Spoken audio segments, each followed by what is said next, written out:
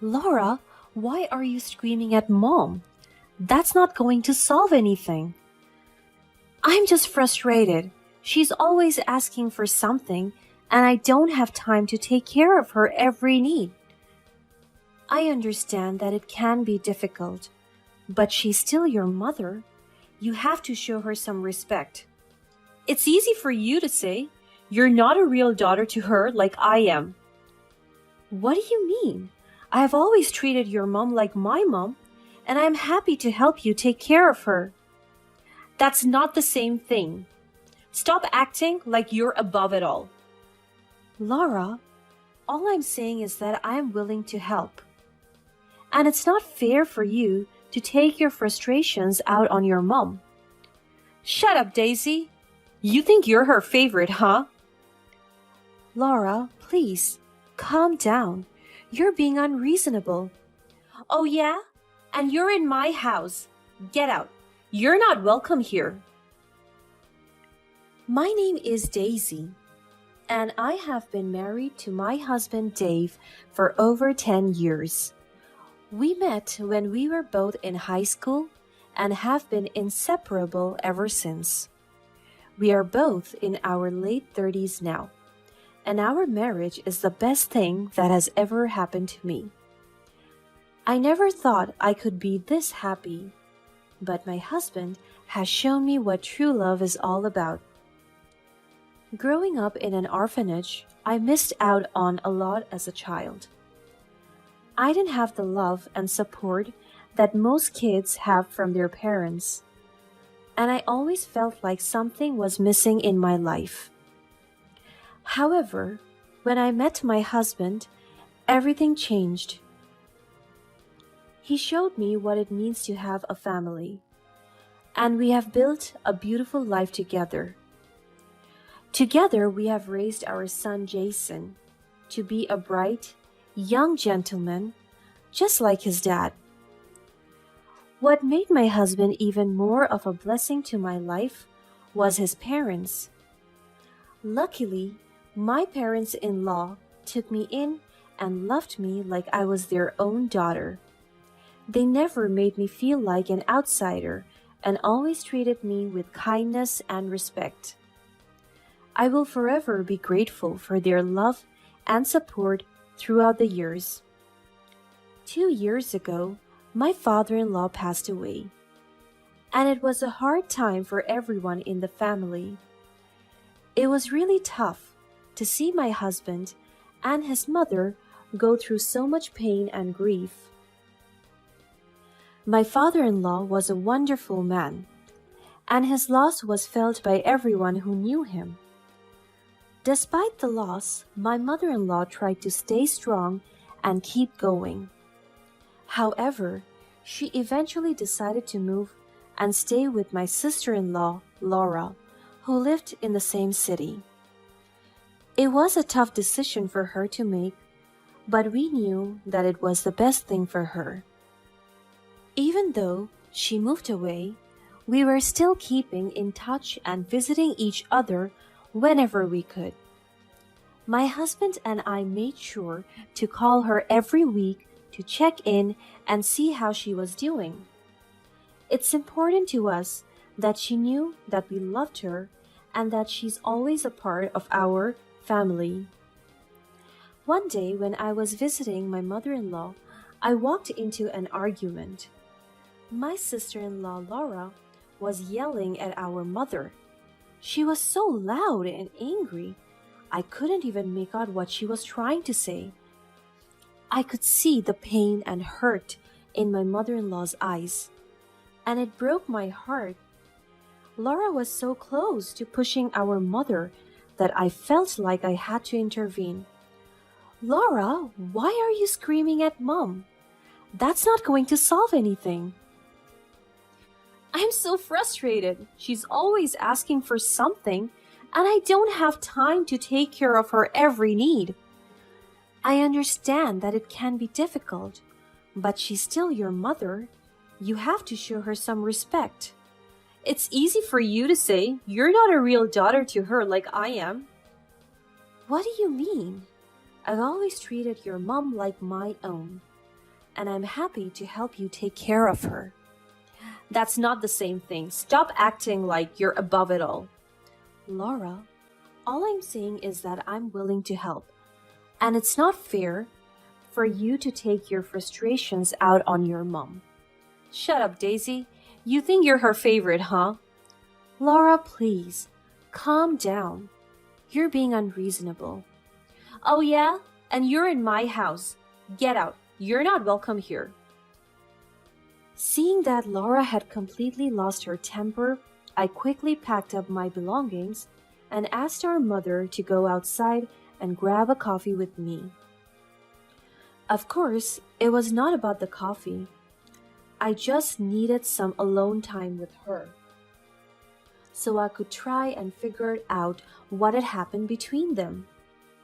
As for Laura, she passive-aggressively gave me a condescending look before leaving the room. It seemed like she didn't even care how our mother was feeling. When I talked to my mother-in-law about the argument, I found out that she had been really uncomfortable living with Laura. It turned out that Laura didn't want to take care of her and had been making up reasons to be mad at her.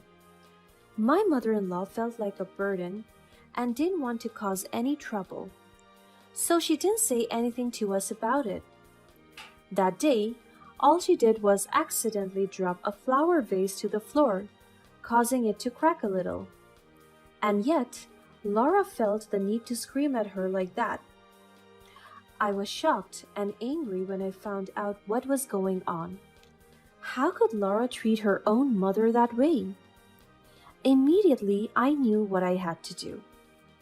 I discussed it with my husband and let him talk to Laura about the whole situation. My husband and I gladly took our mother to our place and took care of her, because we both had missed her a lot and we enjoyed living with her. It was a bit of an adjustment at first, but we quickly settled into a routine. I loved having my mother-in-law around, and I could tell that she was much happier and more comfortable in our home. At that point, Jason was still a toddler, and he was thrilled to have his grandmother around too. He loved spending time with her and listening to her. Of course, taking care of our mother was no easy task. I decided to put my dream on hold for it. I'd always wanted to open my own cafe, and I knew that being responsible for our mother might prolong my plan a little. But I was willing to do that for her and for our happy family. I'd never felt like she was just my husband's mom. She's my mom too. As for Laura's part, she seemed to leave us alone. She never called to check up on our mother or us, and she never visited. But still, we made sure to visit Laura regularly, despite the fact that our relationship was strained. It was hard to be around her after what had happened, and there was still a lot of tension between us. However, we tried to stay cordial for the sake of our mother. Still, no matter how hard we tried, it seemed like none of our efforts was meaningful to Laura. One day, Laura visited us and claimed that we had been mistreating our mother for such a long time. I was shocked by her accusations, as they were completely untrue. My mother-in-law was happy and healthy, and we had been taking great care of her. But Laura refused to listen to reason and insisted that we were treating our mother poorly. She didn't stop there either. She started telling all of our neighbors and friends about her accusations and urged them to report us to the police. I was mortified and embarrassed and couldn't believe that she would stoop so low. Eventually, the police did come to our house to investigate the claims, but after speaking with us and our mother-in-law, they quickly realized that there was no truth to Laura's accusations. They left without incident, but the damage had already been done. Our relationship with Laura was irreparably damaged after that incident. She had crossed a line that couldn't be undone. To make matters worse, she even insisted on taking our mother-in-law to live with her again, despite how badly she had treated her before. We were heartbroken to see our family torn apart like this, but we knew we had to say no. We knew what Laura had been up to. We couldn't trust her anymore. That night, my mother-in-law made sure Jason was fast asleep when she initiated a serious conversation with us. She said that she might know the reason why Laura suddenly wanted her to be back there. I was surprised, worried, and curious at the same time. "What do you mean, Mom? What's going on?" "Well, to be completely honest, Laura has been eyeing your late father's inheritance, and she thinks that she can get her hands on it by taking care of me." "That's ridiculous. She's not even taking care of you properly, and she's just doing it for the money."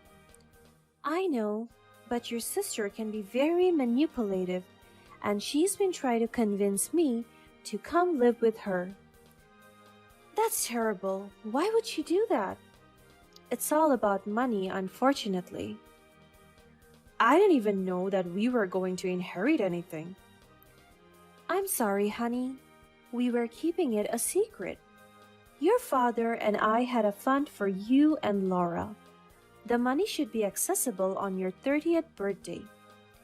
It was supposed to be for your future little family." Mother's eyes were getting teary when she mentioned our late father.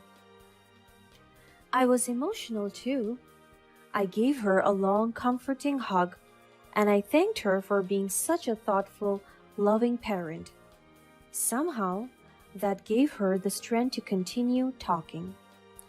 "We made the mistake of letting your sister know about the fund. Something changed her since that day. It was as if she was doing everything for money. She constantly asked me what she was supposed to do to get access to that fund earlier." "I'm sorry you've been dealing with this alone, Mom." "Your sister was a stubborn kid. She still is. I love her, but I can't help but wonder how she has turned out to be such a person." My husband and I shared an emphatic look. We both knew what the other person was thinking. By that time, Laura's 30th birthday was coming close. She wanted that fund so badly that she decided to act as soon as she could.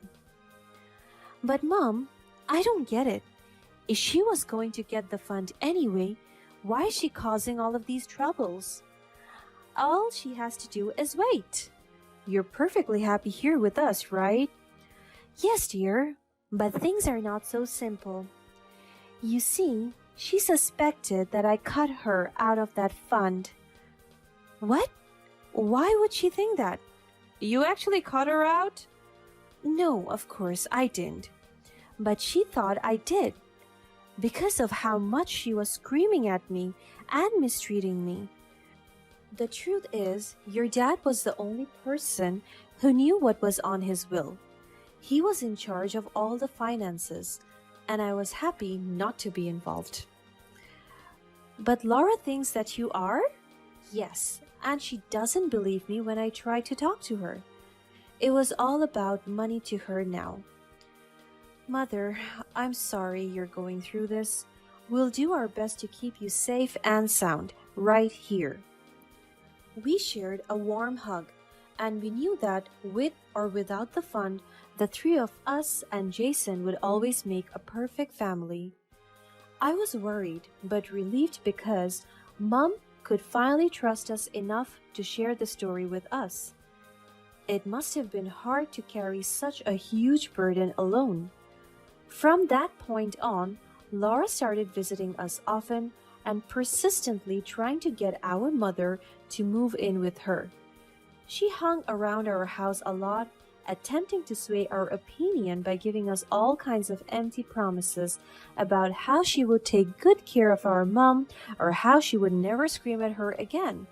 But our mother repeatedly refused to leave our place. When Laura failed to regain our mom's trust, she showed her true colors almost immediately. One day, Laura came over to visit, and this time she asked for some money.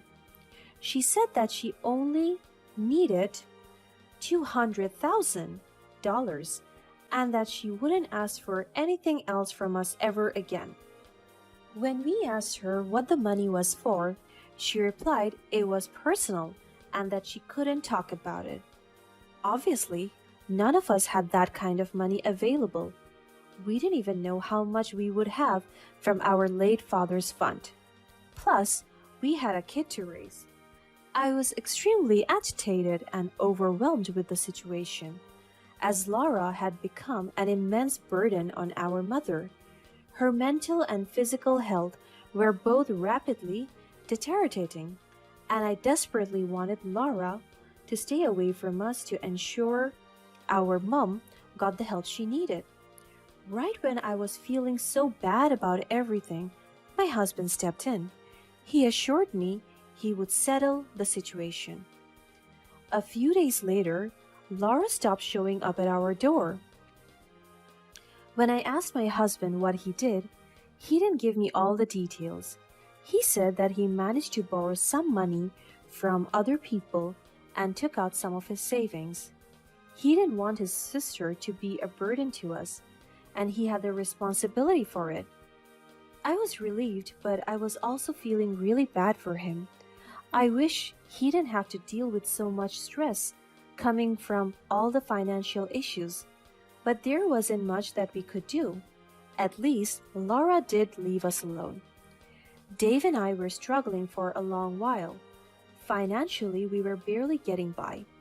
Dave had to work overtime every day to pay for the loan he took, and I decided to take out most of my savings, which were supposed to be for my cafe.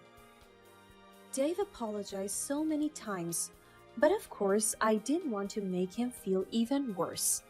We promised each other that we would get through this together. A few months later, a miracle came to us. It was my husband's 27th birthday, and we had already decided to have a small, humble celebration at home. Suddenly, we received a message from our late father's lawyer, saying that the fund was then available for us. Dave and I rushed to the lawyer's office to figure out what was happening. We were completely astounded and taken aback when we found out that our father had left us over $1 million in his will. None of us had any clue that he had been saving up such a massive sum of money over the years. He made some really wise investments in real estate, so it was amazing to discover just how much of an incredible legacy he was leaving behind for us. As we began to sort through our father's estate, we discovered some troubling information about Laura. It turned out that she had been wasting a lot of her own money on gambling, and she had hidden that fact from all of us. Our father had known about her addiction, and he had threatened to cut her out of the inheritance if she didn't get help. And judging from her recent behaviors, we concluded that she did not get the help she needed after all. Perhaps that was why our father had to cut her out and gave us the money 3 years sooner than he originally planned. Upon finding out that she was indeed cut off from her inheritance, Laura was furious. She came back to ask for more money, even though Dave had already given her the $200,000 that she wasn't even entitled to. What's worse was that she had already spent all of that money on gambling. We were enraged, but now that we knew she had a serious problem, we had to take action. We took her to a rehab center where she could finally get the help she needed. As for me, I was finally able to fulfill my dream of opening a coffee shop. With the inheritance money, I was able to secure a prime location and purchase all the equipment I needed to get started. It was a lot of hard work, but I loved every minute of it. I spent long hours perfecting my recipes and creating a cozy atmosphere for our customers. My little family was also thrilled with the new business. My husband helped me with the bookkeeping and marketing, while Jason loved to come by after school and help out behind the counter. Our mother was thrilled to help with the decorations of the place. It was a true family affair, and we all felt proud of what we had accomplished. I knew that we had our beloved father to thank for making it all possible.